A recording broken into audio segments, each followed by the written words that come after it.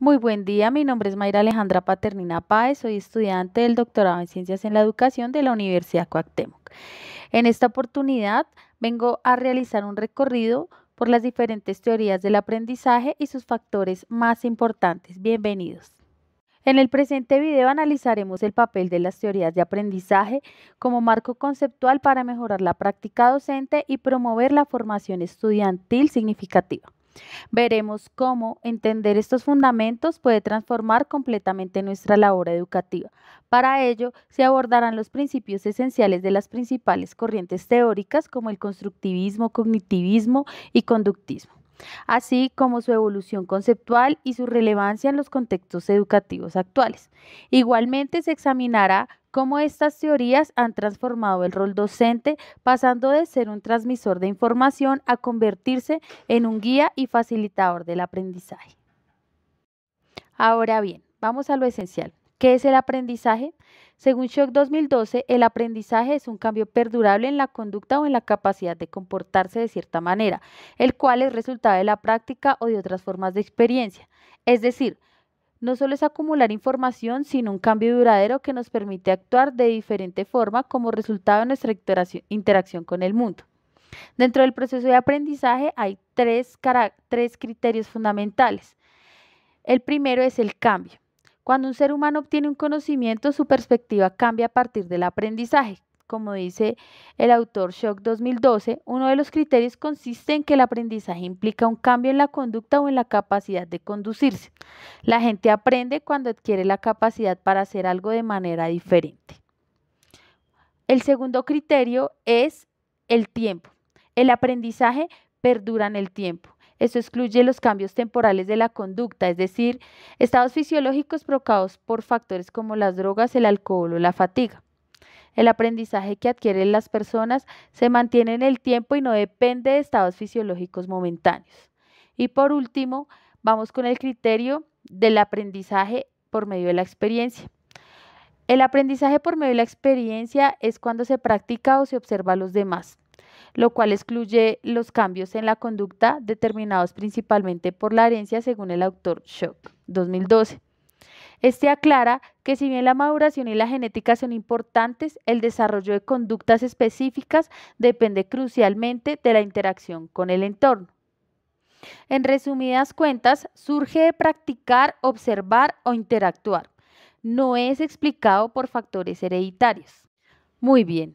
¿Y de qué manera se manifiestan las diferentes formas de aprendizaje? Existen diferentes tipos de aprendizaje. Entre los más relevantes encontramos el aprendizaje asociativo. Este se da por conexiones. Este tipo de aprendizaje se fundamenta en la creación de vínculos entre estímulos y respuestas, proceso característico del condicionamiento clásico operante. Gallardo y Camacho 2008 explican que este aprendizaje sigue un proceso constante de recondicionamiento por ensayo y éxito, donde cada respuesta debe ser reforzada para consolidar la asociación. Página 58. El aprendizaje verbal, este tipo de aprendizaje se da por medio de la información. Se relaciona con la adquisición de significados, categorías y estructuras lingüísticas. Según Schock 2012, el aprendizaje verbal requiere procesos de codificación, organización y recuperación de contextos significativos, superando la simple memorización de listas o sílabas sin sentido. Página 138. Este aprendizaje se fortalece cuando el estudiante no solo recuerda palabras aisladas, sino que comprende su relación dentro de categorías y contextos, lo que mejora la retención y el uso del conocimiento. Por otro lado está el aprendizaje por observación. Ese aprendizaje vicario propuesto por Bandura dentro de la teoría cognitiva social consiste en aprender viendo el comportamiento de otros. Schock 2012 explica que gran parte del aprendizaje humano es vicario y puede darse observando los modelos en vivo, simbólicos o electrónicos. Este tipo de aprendizaje se estructura en 4 procesos: atención, retención, producción y motivación, permitiendo a los estudiantes adquirir conductas sin ejecutarlas directamente. ¿Y cómo se ven las habilidades dentro del aprendizaje? Bueno, estas habilidades, este tipo de aprendizaje que se llama aprendizaje de habilidades, maneja las habilidades cognitivas, motoras y sociales. Estas implican una observación práctica, retroalimentación y autorregulación. Shock 2012 dice que a un nivel sencillo los niños aprenden a resolver 2 más 2, que es cognoscitiva, a reconocer la letra P, lingüística, a amarrarse las agujetas, que es motora, y a jugar con los otros niños, que es la habilidad social. Ahora vamos por el aprendizaje por instrucción. Este aprendizaje instruccional se refiere a la adquisición de conocimientos mediante la enseñanza sistemática, planificada y mediada por el docente. Gallardo y Camacho 2008 señalan que la instrucción implica que el educador transmite o enseña y el educado aprende, y que incluso conceptos científicos complejos pueden enseñarse de manera progresiva sin seguir estrictamente el curso natural del desarrollo cognitivo. Muy bien. Y por último, vamos con el aprendizaje autorregulado o autodirigido. Este aprendizaje implica que el estudiante supervise y controle y evalúe su propio proceso de aprendizaje. De acuerdo con Shock 2012, la autorregulación incluye autoobservación, autoevaluación y reacción personal. Es decir, es meramente subjetivo. Procesos que ocurren antes, durante y después del aprendizaje. Muy bien, entrando a profundidad en las teorías de aprendizaje, vamos a ver cada una de ellas.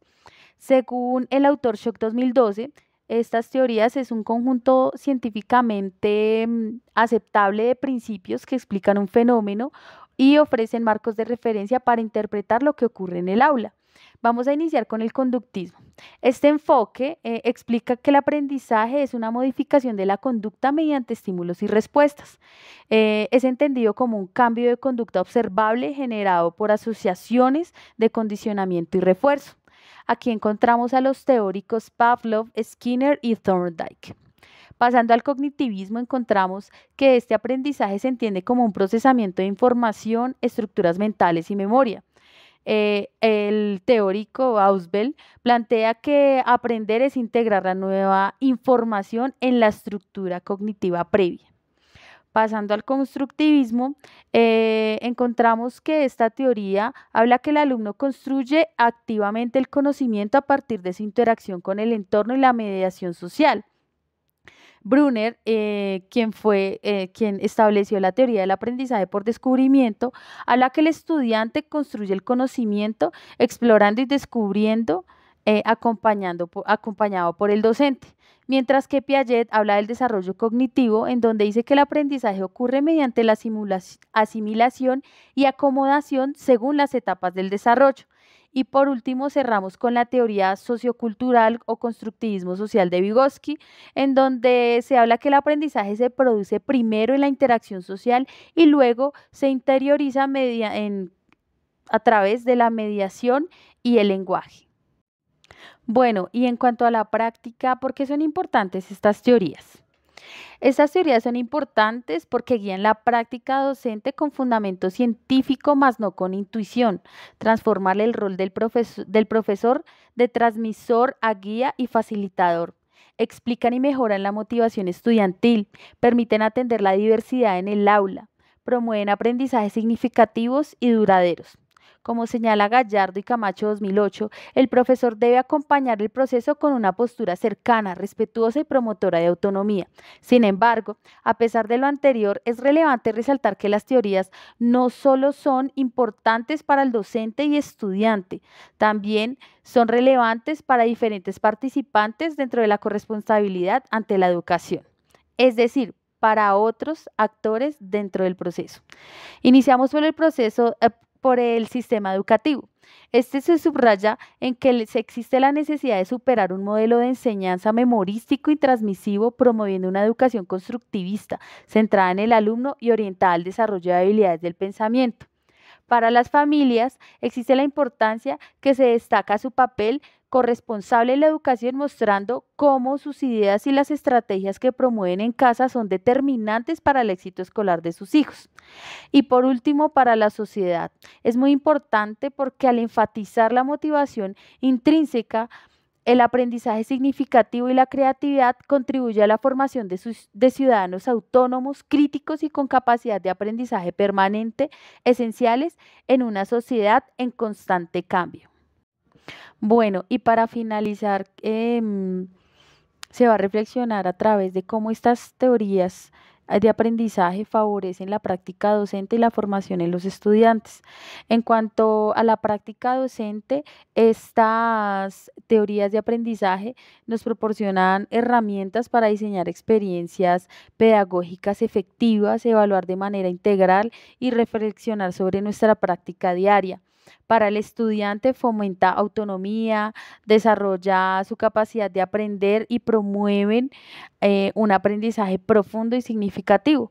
Sin embargo, esto no solo se queda allí. Para nosotros los docentes, estas teorías de aprendizaje representan un soporte indispensable para comprender cómo se construye el conocimiento y cómo puede mejorarse la práctica educativa.